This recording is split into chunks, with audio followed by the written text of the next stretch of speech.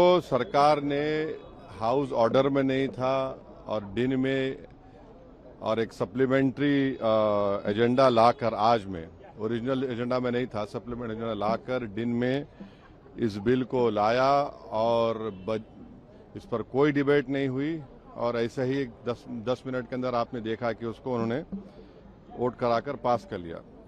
सवाल ये पैदा होता है कि जब आप नेशनल ऑनर की बात करते हैं, नेशनल ऑनर कहाँ गया था जब चीन हमारी जमीन पे कब्जा करके बैठा हुआ है? नेशनल ऑनर कहाँ गया था जब प्रधानमंत्री 2015 में कोरिया गए थे और बोले कि भारत के लोग शर्मिंदा होते हैं बोलने के लिए कि वो भारत से आए। फिर 2015 में प्रधानमंत्री ने इंडिया का फ्लैग गिफ्ट किया यूएस प्रेसिडेंट को, उन्होंने अपने एक बावर्ची को दे दिया जिसका नाम विकास खन्ना था। नेशनल ऑनर वहां पर याद नहीं आया। मणिपुर में महिलाओं की इज्जत लूटी गई, वहां पर नेशनल ऑनर बीजेपी को और प्रधानमंत्री मोदी को याद नहीं आया। अब हम ये बोलना चाह रहे हैं कि जनगण मन जब आप पढ़ते हैं तो जनगण मन में क्या दिखता है कि ये देश दिखता है और देश की जनता दिखती है। जब आप वंदे मातरम पढ़ते हैं तो वो तो एक भगवान और देवी के बारे में पूजा की बात है उसमें।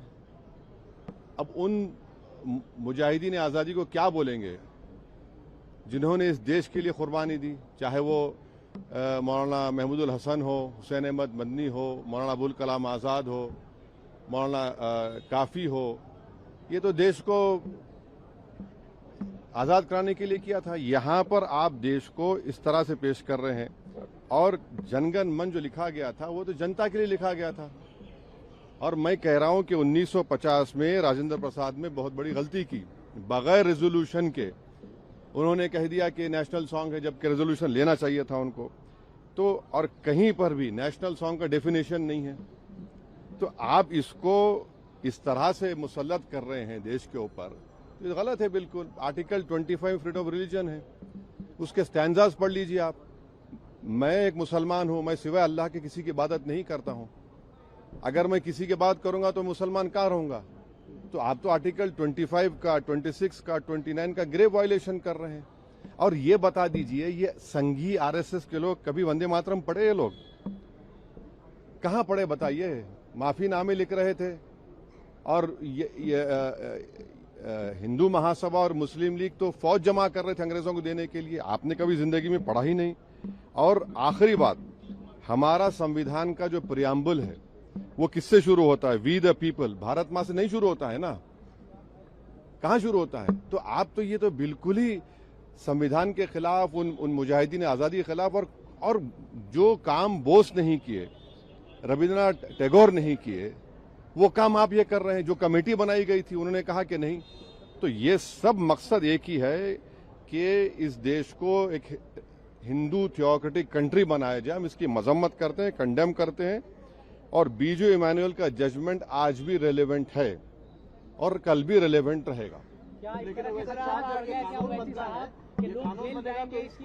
हाँ, देखिए, संविधान में बीजू इमानुएल का जजमेंट है।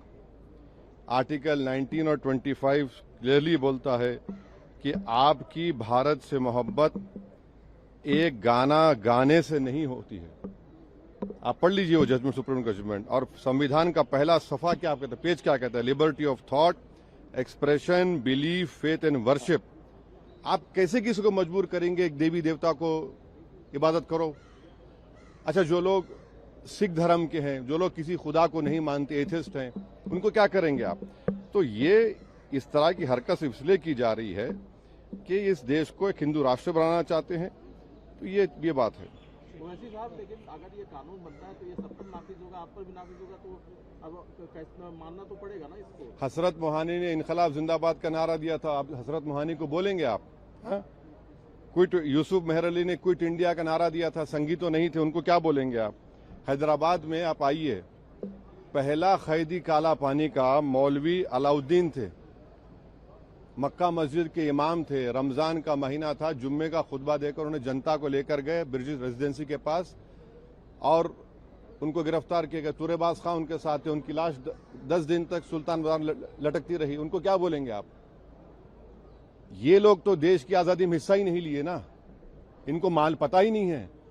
ये तो उन लोगों को शर्मिंदा कर रहे हैं जिन्होंने सब कुछ देश के लिए कुर्बान किया। तो फिर इसको चैलेंज करेंगे आप सर कोर्ट में? देखिए क्या होता है। ये तो देखिए, बाज लोगों की नजर में गोडसे पेट्रियट है, हमारी